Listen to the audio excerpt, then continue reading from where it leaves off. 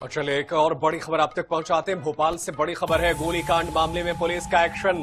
गोलीकांड का आरोपी महाराष्ट्र से गिरफ्तार हुआ है। अशोका गार्डन इलाके में फायरिंग की गई थी। बदमाश ने घर में घुसकर फायरिंग की थी। हमीदिया अस्पताल में भी गोलियां चलाई गई थी। ये पूरा मामला लगातार विवादों में रहा है, सुर्खियों में रहा है। अशोका गार्डन में जिस तरह से लल्लू रईस के बेटे को निशाना बनाया गया था और फायरिंग की गई थी, और जब परिजन घायल अवस्था में बेटे को लेकर हमीदिया अस्पताल पहुंचे थे, उस समय बदमाशों ने यहां पर ताबड़तोड़ फायरिंग की थी। बिल्कुल, जिसका वीडियो भी सोशल मीडिया पर वायरल हुआ था और लगातार सवाल उठ रहे थे। बदमाशों के हौसले को लेकर के सवाल उठ रहे थे, लेकिन अब पुलिस ने कार्रवाई की है और आरोपी को गिरफ्तार कर लिया है। हमीदिया अस्पताल में भी गोलीबारी की गई थी। गोलीकांड के मामले में भोपाल पुलिस ने सख्त कार्रवाई करते हुए आरोपी को महाराष्ट्र से गिरफ्तार कर लिया है। तो महाराष्ट्र से गिरफ्तार हुआ है और 30,000 रुपयों का इनाम भी बाकायदा इस पर घोषित किया गया था। 4 थानों की पुलिस लगातार तलाश कर रही थी, क्राइम ब्रांच भी लगातार तलाश कर रही थी, और अब इस पूरे मामले में कह सकते हैं कि बड़ी कामयाबी हाथ लगी।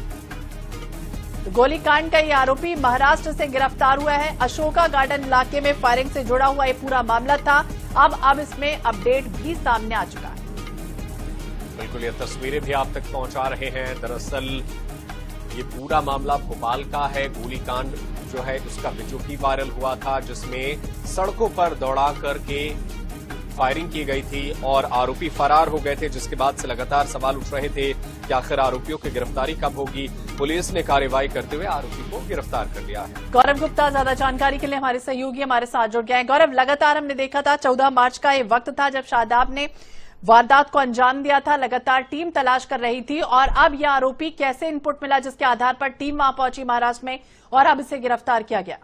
देखिए, बिल्कुल इस पूरे मामले में बताना चाहूंगा कि शादाब की लंबे समय से तलाश चल रही थी और करीब 30,000 रुपए का जो इनाम है उसके ऊपर घोषित भी कर दिया गया था। लेकिन देखिए, इस पूरे मामले में ये बात सामने आई है कि जो शादाब है वो जो महाराष्ट्र पुलिस है उसने महाराष्ट्र पुलिस ने उसे गिरफ्तार किया है जलगांव से।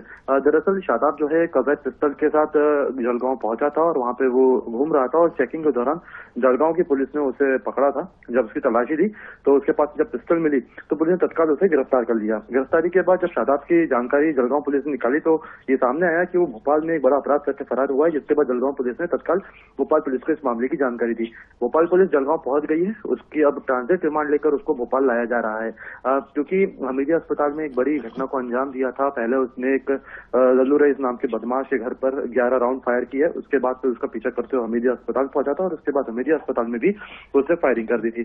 कहीं ना कहीं इस पूरी घटना में आम लोगों की सिक्योरिटी के ऊपर तो खतरा बड़ा ही था, तो साथ ही साथ पुलिस की जो रेपुटेशन है, साथ ही साथ लॉ एंड ऑर्डर है, उसको लेकर भी कई तरह के सवाल खड़े हुए थे।